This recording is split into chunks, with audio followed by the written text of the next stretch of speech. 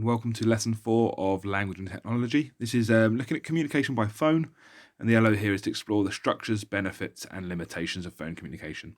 So, the first two tasks I used to get people to do with this one was to list the ways in which telephone conversations are different from face to face conversations, and then to discuss your ideas with a partner and be prepared to feedback which telecommunications advances and changes in technology are enabling conversations to take place in different ways and between more than two people at once. It says add your ideas below. So as always, I'd say spend about 5 minutes on this, and then I'll give you about 5 seconds on the video, and then I'll start to talk you through some ideas.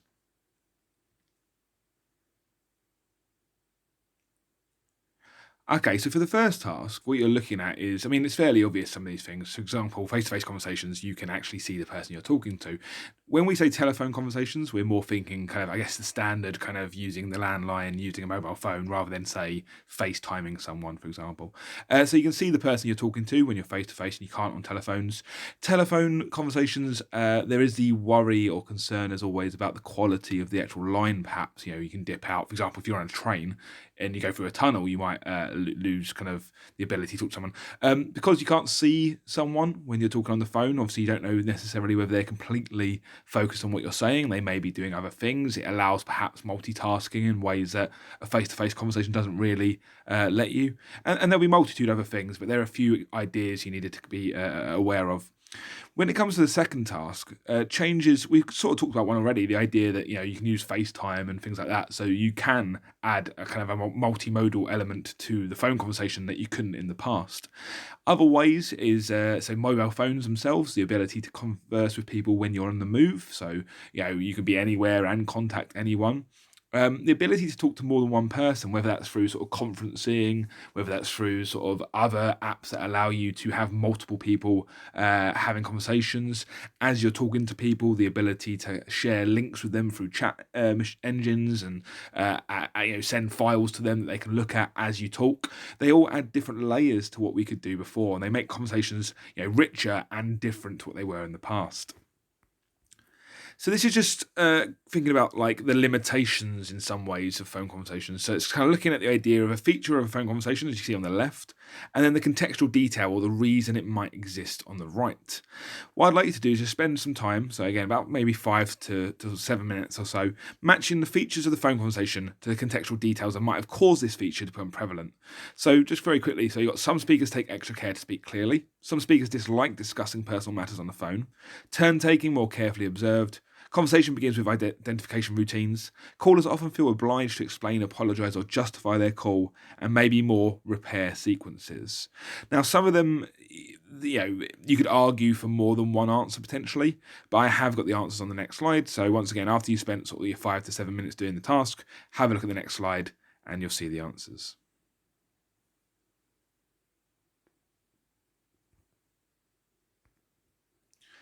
Okay, so I've just numbered them for ease of use, really. So some speakers take extra care to speak clearly, links the idea of sound quality degraded. The idea being here that basically the quality of the sound may not always be the best, especially on mobile phones, so we tend to take extra care to speak clearly.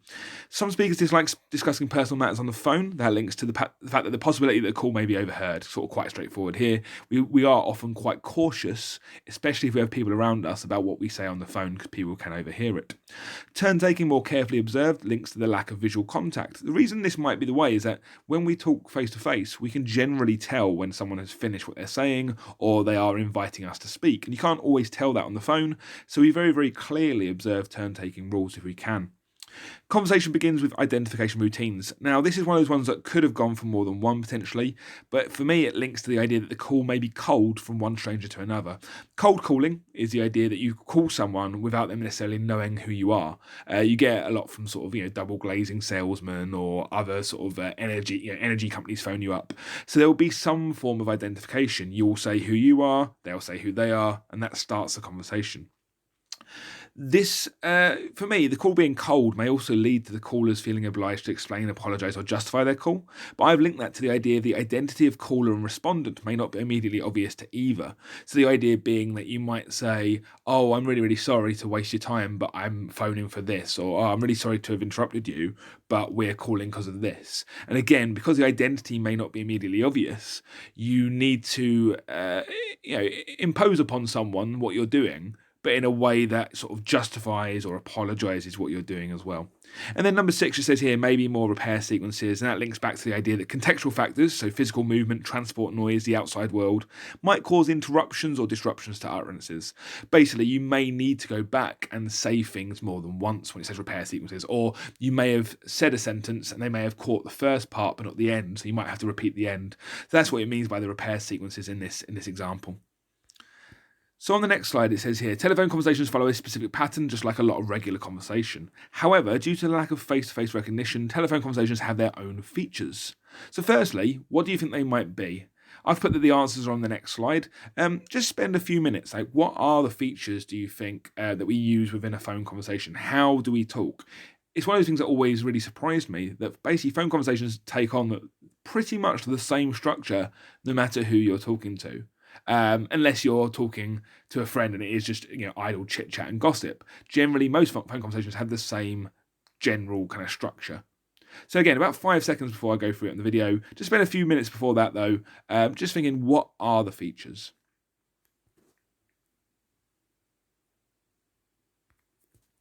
Okay, so here is the kind of the layout, I would say, of the structure of a conversation. So we have the identification routines, and they say they're influenced by familiarity. If someone knows who you are, they might go, "Oh, hey John, how you doing?" Da, da, da, da. Whilst if they don't know who you are, it might be, "Oh, is that Mr. Burns speaking? Can I speak to you?" And so on and so forth. So therefore, we change it depending on the familiarity of the person we're talking to.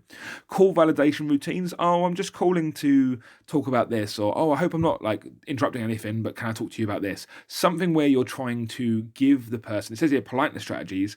Give them a reason, and also maybe a reason to say, "Actually, you know what? I'm busy, and I'll talk to you at another time." So you're allowing them the chance to save face in that manner. You're imposing upon their time. You don't want necessarily to come across as rude, so you try and be as polite as possible. It says here phatic elements. If we went straight into "Oh, this is what we're doing," it might come across as rude or abrupt. So often we go, "Oh, how are you doing? Oh yeah, how are things?" Especially if we know someone a bit better. How's the wife? How's the kids? How's the job? Those little things that show that actually there's a more of an interactional element to what we're doing. We're building a sense of relationship, perhaps. Eventually, you'll get down to the main issue, and you'll use discourse markers to get to the point. So you might go, "Oh, so yeah, okay, so getting to the point where I'm calling," or "Oh, sort of,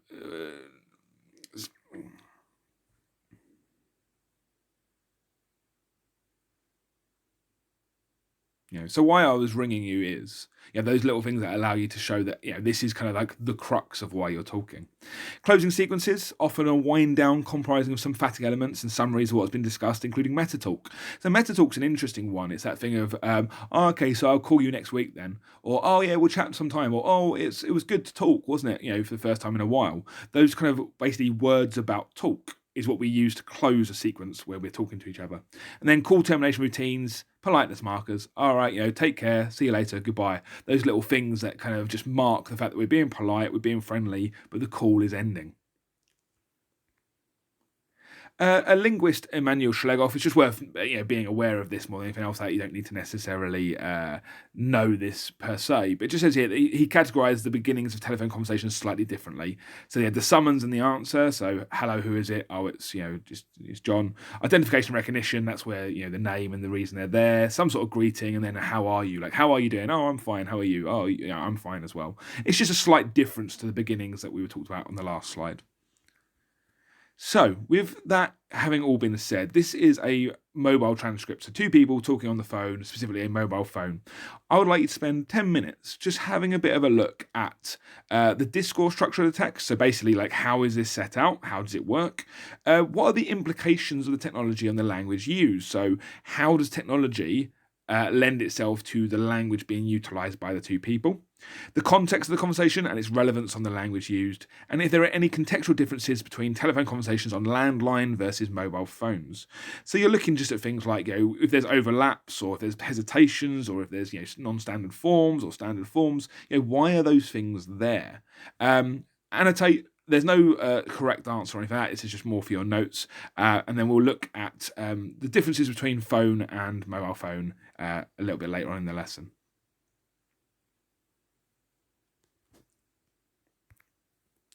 So there's quite a lot of text on this one. So what I did was basically I sort of boiled it down to a Word document that is in the folder as well, so you can have a look at it in a bit more detail. So just for clarity, the one on the left was Prince Charles and Camilla talking on the phone, and sort of a warning really. It's a little bit sexual in nature. It's a bit more, not exactly what you want to be reading from Prince Charles necessarily, but the point is that this was leaked phone conversation at a time when they were being investigated. I can't quite remember exactly why they were being investigated, if I'm being honest with you, but it came out into the public and was kind of released in the newspapers, so it's just something we could kind of have a bit of a look at. And then on the right, what you have is the Guardian Reader's Valentine's Day text messages from 2005. What we're looking at here, I guess, is rather than just, phone versus mobile phone, it's more phone versus mobile phone communication in general. So these are text messages rather than actual conversations. Spend 15 minutes or so, and you'll see on the next slide a table. 15 minutes or so comparing the two. So what you have here is on the left, you've got lexis, grammar, semantics, pragmatics, graphology, phonology, and discourse patterns and structures. Just a reminder that semantics is just meanings behind words, whilst lexis is the words themselves. Obviously, graphology is to do with image, which might be a bit more of importance when we look at the mobile phone.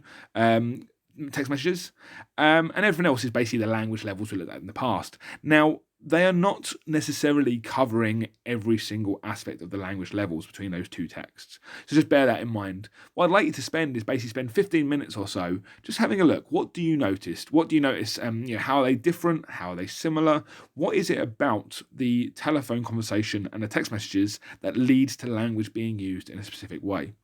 Once again, rather than having sort of answers for you, this is more of just a case of you having a bit of a go, having a bit of a look, and it's something we can perhaps look at once again when we're back in school. So spend 15 minutes. Once you've done that, between the tasks I've set you, you've roughly spent again about sort of 50 minutes to an hour. And that's lesson 4. It's a shame as well because it's a lesson that I always quite enjoy because we don't often think about how phone conversations take place. And when you think about them and the fact that they are quite similar, it's one of those, oh really kind of moments like, oh yeah, of course it happens like that. But, you don't necessarily pay that much attention to it when it happens. And obviously, I guess nowadays we don't tend to make phone conversations in the same way we used to. So perhaps it's sort of slightly dying out as well. Anyway, with that being said, as always, any questions, concerns, queries, worries, do just email me and let me know. And I'll have another video up in the next couple of days. So anyway, take care and be well.